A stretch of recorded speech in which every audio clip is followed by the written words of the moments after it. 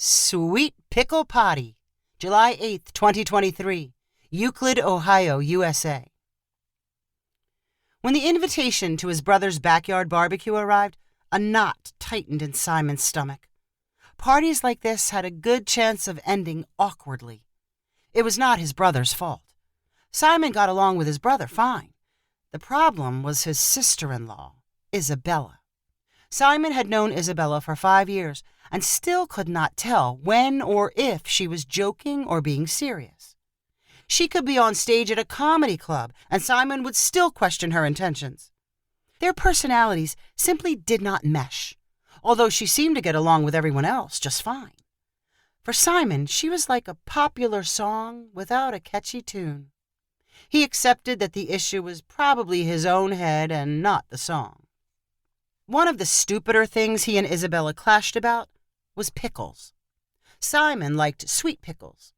Isabella insisted pickles should be crisp and sour. When the pickle topic first came up, Isabella declared that sweet pickles should be banned worldwide. Simon could not tell how serious she was about this pickle prohibition. But the pickle war continued to rage. The text invitation from Simon's brother to the barbecue included the words, "Isabella says, bring your own pickles." Simon was again left wondering if Isabella meant the suggestion as a little joke or if an entire section of the kitchen would be isolated for his rogue sweet pickles. Either way, he figured he was obligated to stop at his usual supermarket and pick out a jar of pinky-sized sweet pickles. Simon arrived at his brother's suburban house to find an expected summer barbecue scene.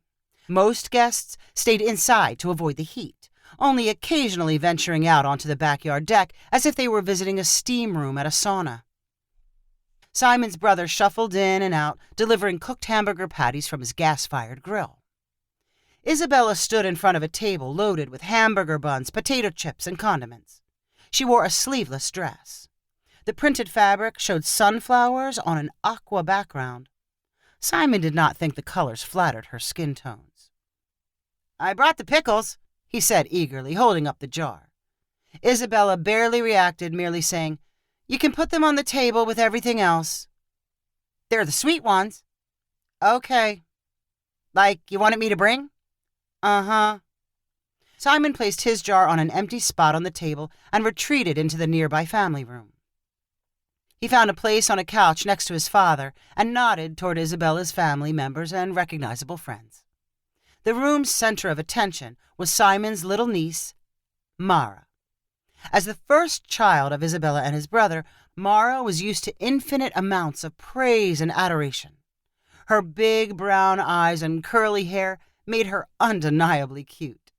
The adults in the room acted like they were meeting a celebrity anytime Mara allowed them to pick her up or hand her a potato chip. Simon stopped chatting with his dad long enough to fill a paper plate with food and return to the couch. Like everyone else, he held out offerings of potato salad and watermelon, hoping Mara might show him some favor by taking them from his hand. Simon's dad tried to lure her over with kissing noises, as if she were a dog.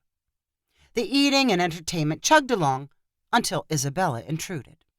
She walked into the room holding a green plastic training potty and placed it on the floor. "As you've heard, Mara has become a big girl and is learning to use the potty.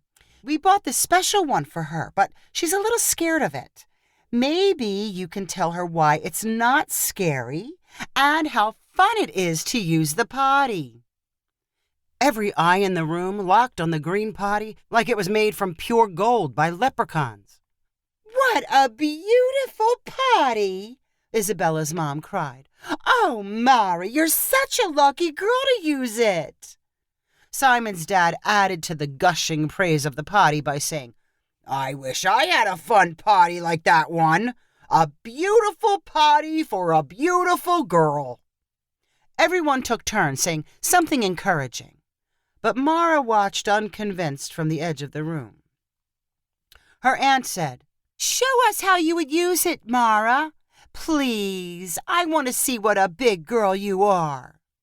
Mara shook her head shyly. Simon's brother had come inside from the grill and was standing behind his daughter. His face brightened like he had just remembered where he left a set of lost car keys. "How about if Daddy shows you how to use the potty, and then you can do it?" He moved to the middle of the room and squatted over the potty. He grunted, smiled, and stood up. "Yay for Daddy!" Isabella shouted. She clapped, and everyone joined in. "You want to try sitting on it, Mara?" Mara looked slightly curious, but was still unwilling to get near the potty. "I want to try," Simon's dad called. He rose from the couch and pretended to use the potty. He grinned and said, "Oh, that was fun." Mara inched closer to the potty, and the adults in the room were convinced that pretend demonstrations were effective. One by one, they took a turn acting like potty sitting was the highlight of their day. Each performance earned applause, and Mara's face turned from skeptic to believer. Simon knew his turn was coming, and he was ready to throw his most enthusiastic self into the performance. And then a funny idea popped into his head. He chuckled to himself until his dad asked, "What are you laughing about?" "Nothing." "Come on, tell me." "I was thinking of something I could do, but I probably shouldn't." "Why not? It can't be any sillier than what we're already doing." Simon stood up and slipped over to the food table. He picked out a perfect dark green pickle from his jar and held it in his closed hand. Then he shuffled to the open potty in the middle of the room and squatted over it. He strained, smiled, and dropped the pickle into the plastic bowl beneath the potty seat. "Oh, look, Mara! Look what's in the potty!" Simon cried. He chuckled and was sure the other adults in the room would laugh right along with him. Mara was close enough to the plastic potty that she had a clear view into the bowl. When she saw the pickle, her eyes panicked. She screamed and raced toward her mother. The others in the room, including Isabella, saw the pickle and let out a collective gasp. Isabella shouted, "What are you thinking? Now she's never going to use the potty." Mara ran from the room, still whining. Simon put his head down as a roomful of condemning glares chilled the mood. His father, who had egged him on, piled on by saying, "You shouldn't tease her like that." Simon mumbled something about wanting to make everyone laugh. Isabella snatched the green potty from the middle of the room, spilling out the pickle in the process. "Thanks a lot," she snapped at Simon as she stormed after her daughter. During the awkward silence that followed, a few people stood up and pretended to be interested in the food table. Simon kept his head down as a few grumbled conversations began. He sat through a scolding from his brother, in which he said he could not wait to traumatize Simon's future kids. Simon slipped out of the house without saying goodbye. On his way home, he felt defensive and angry that no one could take a joke. Over the next 2 days, his anger turned to guilt, and he worried that he had truly damaged Mara.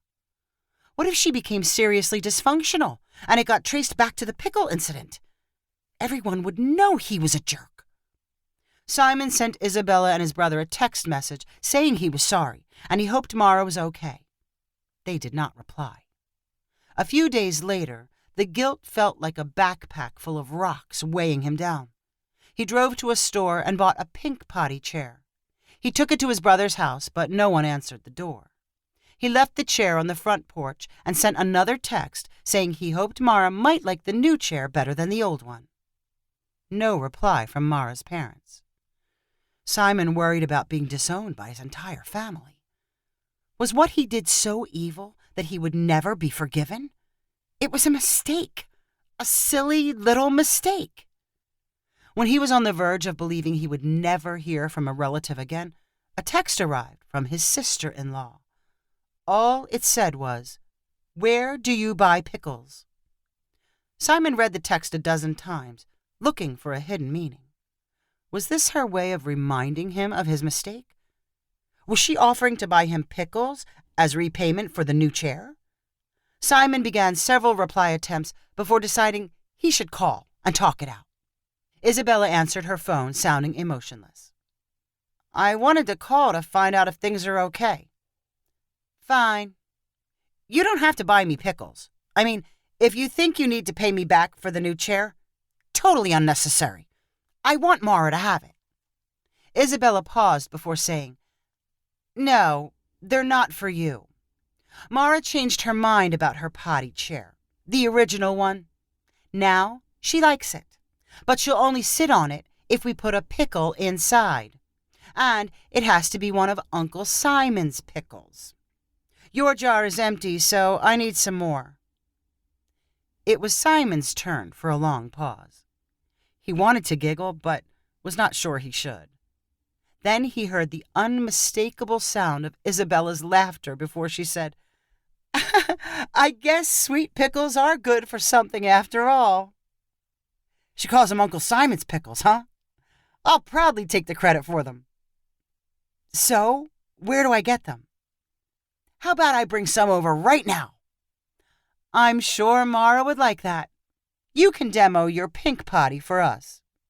Just to be clear, now we both think the pickle thing is funny, right? Yes, Simon. Now we both think it's funny.